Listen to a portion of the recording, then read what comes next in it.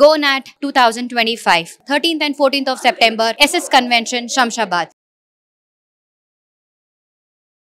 Hi viewers, India's largest digital media network Suman టీవీకి స్వాగతం. ప్రస్తుతం మనతో ఉన్నారండి motivational speaker and language trainer Vijaya Bangaru అమ్మ.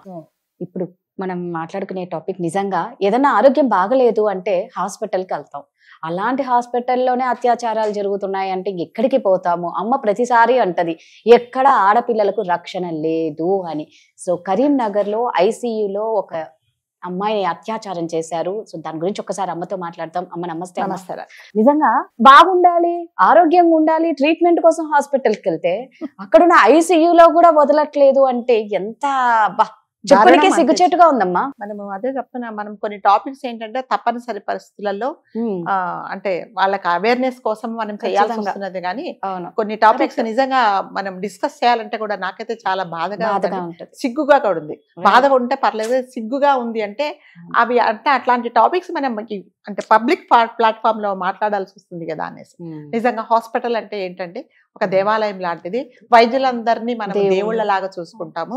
సో వాళ్ళు ఏం చెప్పినా మన గుడ్డిగా, మనం ఎంత ఎడ్యుకేటెడ్ అయినా, మనకి ఎంత నాలెడ్జ్ ఉన్నా, అతను ఆ డాక్టర్ చెప్పింది మనం ఫాలో అవుతాం. ఎందుకంటే అతని మాట నమ్ముతాం కాబట్టి. సో అతను ఏం చెప్పినా, మీ పేషెంట్ సీరియస్ గా ఉందన్నా అంటే, ఆ పేషెంట్ చచ్చిపోయినా కూడా ఈ కాలంలో సీరియస్ గా ఉందని డబ్బులు తీసుకుంటాం. అయినా కూడా మనం ఏం అనట్లేదు. ఈ మందులు తీసుకురండి అంటే గబగబా పరిగెత్తి తీసుకొస్తున్నాం. లోపలికి వెళ్ళిన తర్వాత వాళ్ళు ఆ మందులు వాడుతున్నారో లేదో తెలియదు. వీటన్నిటికీ ఇంట్రొడక్షన్ ఏంటంటే, మనము హాస్పిటల్ను కానీ అందులో పనిచేసే డాక్టర్స్ కానీ ఒక దేవుళ్ళలాగా, మనకు ఎటువంటి వీళ్ళు హాని చెయ్యరు, మన కోసమే వీళ్ళు పనిచేస్తారు, మన ఆరోగ్యం కోసమే వీళ్ళు మనకు ఏదైనా చెప్తున్నారనే నమ్మకంతో మనము హాస్పిటల్కి వెళ్తాం. డాక్టర్లను ఒక దేవుళ్లాగా నమ్ముతాము. బయట నుంచి డిశ్చార్జ్ అయినప్పుడు డాక్టర్ కాళ్ళకు దండం పెట్టుకున్న కొంతమంది పేషెంట్లు కానీ కుటుంబాలను కానీ నేను చాలా మందిని చూశాను. భగవంతుడి స్వరూపమే దేవుడు అని అనుకుంటాం. అలాంటిది మొన్న కరీంనగర్ లో ఒక అమ్మాయికి ఒంట్లో బాగాలేకపోతే, అంటే చాలా జ్వరం వచ్చి నడవలేని పరిస్థితిలో ఉన్నప్పుడు ఆ అమ్మాయిని వాళ్ళ బంధువులు హాస్పిటల్కి తీసుకెళ్లారండి. తీసుకెళ్ళినప్పుడు ఆమెకి నిజంగానే బాగాలేదు, చాలా సీరియస్ గా ఉంది. అంటే తన అన్కాన్షియస్ స్టేజ్ లో ఉన్నప్పుడు ఐసీయూలో పెట్టేసి ట్రీట్మెంట్ ఇస్తున్నారు ఆ అమ్మాయికి. మీకు తెలుసు, ఐసీయూలో ఉన్నప్పుడు మనం ఎవరిని అలౌ చేయరు, జనరల్ గా వార్డ్స్ లోనే అలౌ చేయరు. సో వీళ్ళందరూ పేరెంట్స్, వాళ్ళకి సంబంధించిన వాళ్ళందరూ బయట వెయిట్ చేస్తున్నారు. ఆ అమ్మాయికి లోపల ట్రీట్మెంట్ ఇస్తున్నారు. కొంచెం సేపు అయిన తర్వాత అంటే అందులో ఎవరు లేనప్పుడు ఒక ల్యాబ్ టెక్నీషియన్ అండి, వాడనే అనాలి, ల్యాబ్ టెక్నీషియన్ లోపలికి వెళ్ళి కర్టన్స్ అన్ని మూసేసి ఆ అమ్మాయికి ఒక మత్తు మందు ఇచ్చి ఆమెను బలాత్కారం చేశాడు. అంటే ఇంకా ఏం చెప్పాలండి, ఎక్కడికి వెళ్ళాలి మరి?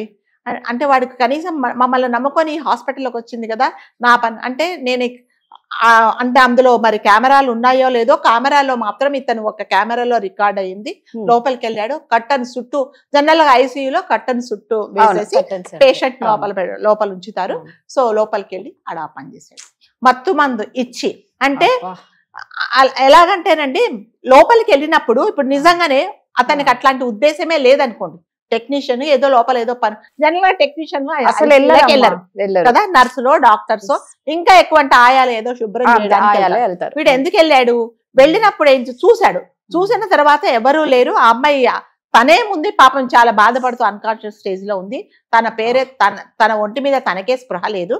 సో ఏం చేశారంటే, సరే ఇంకా ఇప్పుడు అదే అంటున్నా కదా, ఈ జనాలకి మగవాళ్ళకి ఎలా అయిపోయిందంటే, ఒక కుంటిదైనా, కుష్టిదైనా, మూగదైనా, పెద్దదైనా, చిన్నదైనా, 90 సంవత్సరాల బామ్మ అయినా, 9 నెలల అమ్మాయి అయినా కూడా మీద పడాలి, వాడి కోరిక తీర్చుకోవాలనే తయారైపోయారు జనాలందరూ. కొంతమంది మాత్రమే, అందరు కాదు. నిజంగా మగవాళ్ళలో దేవుళ్ళు లాంటి వాళ్ళు ఉన్నారు. ఆడవాళ్ళను, స్త్రీని చాలా దేవతగా ఆరాధించే వాళ్ళు ఉన్నారు, చాలా గౌరవించే వాళ్ళు ఉన్నారు. నిజంగా వాళ్ళందరికీ మనం సెల్యూట్ చేయాల్సిందే. మనం మాట్లాడుకుంటేదంటే ఇలాంటి వాళ్ళ గురించే. సో మత్తు మంది ఇచ్చి ఆమెను బలాత్కారం చేశాడు. అంటే తను బలాత్కారానికి గురైనందుకు బాధపడాలా, తన రోగానికి బాధపడాలా, దేనికి ఆమె ట్రీట్మెంట్ తీసుకోవాలో చెప్పండి. అంటే ఎలా తయారయ్యారు జనాలు అసలు. తర్వాత ఏంటంటే ఒప్పుకున్నాడు, అతని పేరు దీక్షిత్. అతను చేసావంటే చేశానని ఒప్పుకుంటారు, అది వేరే. మరి చేసినందుకు మరి నీకేం శిక్ష? నువ్వు ఒక బాధ్యత గల ఒక డ్యూటీలో ఉన్నప్పుడు హాస్పిటల్లో ఇలా చేసావు అంటే దాన్ని ఏం చేయాలో చెప్పండి. టెక్నీషియన్లే కాదండి, చాలా మటుకి మనం కొన్ని తెలిసిన విషయాలు అంటే డాక్టర్స్ కూడా లోపలికి వెళ్ళినప్పుడు కొంతమంది మాత్రమే, మళ్ళీ అండర్లైన్ చేసుకోండి, కొంతమంది డాక్టర్స్ కూడా పేషెంట్ల పట్ల చాలా అంటే నీచాతి నీచంగా ప్రవర్తిస్తూ ఉన్నారు. అంటే జనరల్ గా ఏమవుతారంటే ఒక పేషెంట్ తో పాటు ఎవరైనా ఒక అటెండెంట్ వెళ్ళినప్పుడు మీరు బయట కూర్చోండి, నేను పేషెంట్ ని చెక్ చేయాలన్నప్పుడు నిజంగానే మనం బయటికి రావాలి, we have to come out. అప్పుడు ఏం చేస్తున్నారంటే అదే అవకాశంగా చూసుకొని వీళ్ళు అదే పని చేస్తున్నారు అనమాట. అంటే మనం ఎవరిని నమ్మడానికి లేదండి. ఈ ప్రపంచంలో మానవులు మగవాళ్ళు అనే వాళ్ళు ఎక్కడుంటే కూడా ఆడవాళ్ళు అంటారు కదా, వాళ్ళు ఎక్కడికైనా వెళ్ళి ఎక్కడ బతకాలో కూడా తెలియట్లేదు. ఇప్పుడు అమ్మాయి పరిస్థితి ఏంటంటే తన అనారోగ్యానికి ట్రీట్మెంట్ ఇస్తారా, లేకపోతే నిజంగానే ఈమెను బలాత్కారం చేశాడా అని టెస్టులు చేయడానికి హాస్పిటల్లో ఆమె ఇంకా ఎన్ని రోజులు ఉండాల్సి వస్తుంది చెప్పండి. అంటే దేవుళ్ళు డాక్టర్లు అంటే మనం దేవుళ్ళలాగా నమ్మే ఉంటాం. ఇప్పుడు ఇలాంటివన్నీ చూస్తే ఏమవుతుందంటే నమ్మకాలు అనేవి పోతున్నాయి. అంటే ఇప్పుడు పేషెంట్ తో పాటు ఒకవేళ నువ్వు బయటకు వెళ్ళంటే నేను వెళ్ళను, నా ముందే ట్రీట్మెంట్ పరిస్థితి వస్తున్నది. ఎందుకంటే మాకు నమ్మకాలు లేవు.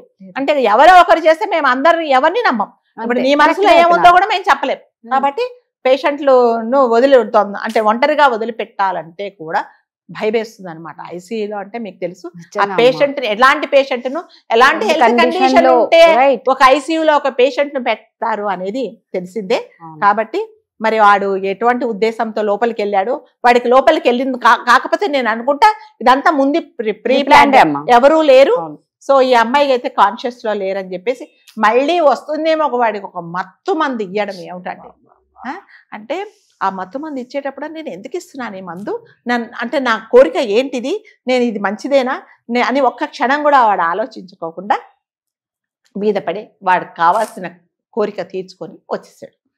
అంటే ఇప్పుడు ఆమె మళ్ళీ చెప్తున్నా కదండి, ఆమె రోగానికి ట్రీట్మెంట్ తీసుకోవాలా, పరీక్షలు చేయాలా, ఆమెకు అసలు ఏమైంది అని ఫిజికల్ గా హెల్త్ పరంగా చేయాలా, లేకపోతే ఈడు నిజంగా చేశాడా లేదా దీన్ని ప్రూవ్ చేయడానికి టెస్ట్లకు తిరగాల చెప్పండి. మళ్ళీ యాజ్ యూజువల్ గా వాళ్ళ కుటుంబం అంతా ధర్నాలు చేస్తున్నారు. సో వాడైతే ఒప్పుకున్నాడు నేను చేశానని చెప్పేసి. ఇంకా దీనికి ఎటువంటి శిక్ష ఉంటది అనేది ఏమీ లేదు. ఏముంటది చెప్పండి శిక్ష? కోరిక తీర్చుకోనికి అవతల మనిషి ఎలా ఉన్నారో కూడా చూసుకోనంత ఇదిలో ఉంటున్నారు చూడండి. అదే చెప్తున్నా, వీటన్నిటికి అసలు మైండ్లలో వీళ్ళకు ఏం నడుస్తా ఉంటదో ఏంటో.